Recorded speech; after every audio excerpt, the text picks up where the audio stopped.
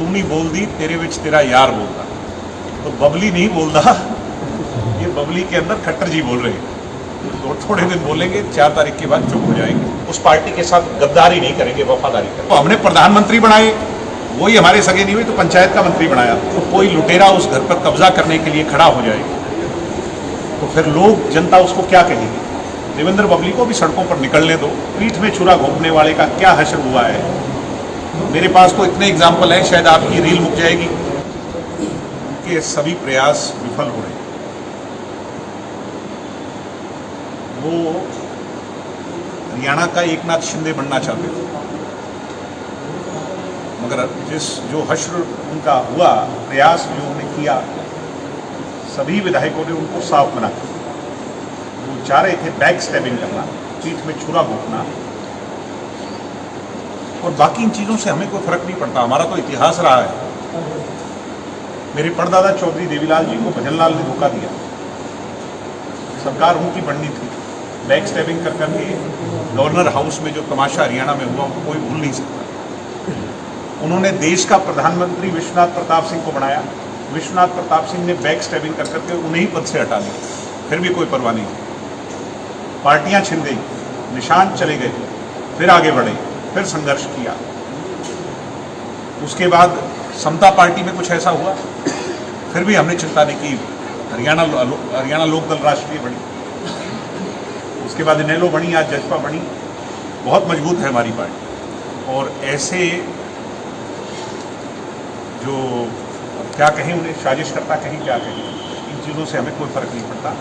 हम मजबूत हैं, सशक्त हैं, अपनी लड़ाई लड़ रहे हैं।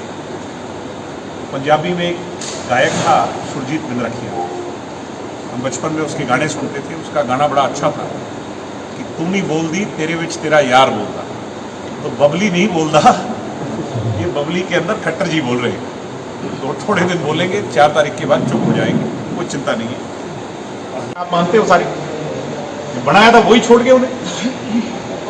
फिर चौधरी देवीलाल ने जब कमबैक किया था, वो कैसा कमबैक था? चौटाला साहब ने जब कमबैक किया, वो कैसा कमबैक था? तो ये चीजें मैटर नहीं करती राजनीति में। इस तरह की बैक स्टैबिंग कर, मैं तो बैक स्टैबिंग ही कहूँगा इसे। बैक स्टैबिंग करने का जो प्रयास करते हैं, मुझे रामकरण काला जी की बात बड़ी अच्छी लगी। उन्होंने कहा हम, राजनीतिक बात अलग हो सकती है, मगर जिस पार्टी के एमएलए हम हैं, उस पार्टी के साथ गद्दारी नहीं करेंगे, वफादारी करेंगे। लेकिन जिस तरह से संगठन में बिखराव हुआ, इससे आप दुखी हैं या इसे चैलेंज की तरह एक्सेप्ट कर रहे हैं? दोनों ही चीज़ें होती हैं। जब आपका कोई, जिस पर आपने इतना विश्वास किया, वो छोड़कर मझधार में आपको चला जाए, तो दुखी और दुखी भी होना चाहिए और उसकी चिंता भी करनी चाहिए। चिंता कर करके उसको एनालाइज करना चाहिए, मगर जब अगला कदम उठे तो आपका हौसला उससे बड़ा होना चाहिए। हमने भी यही।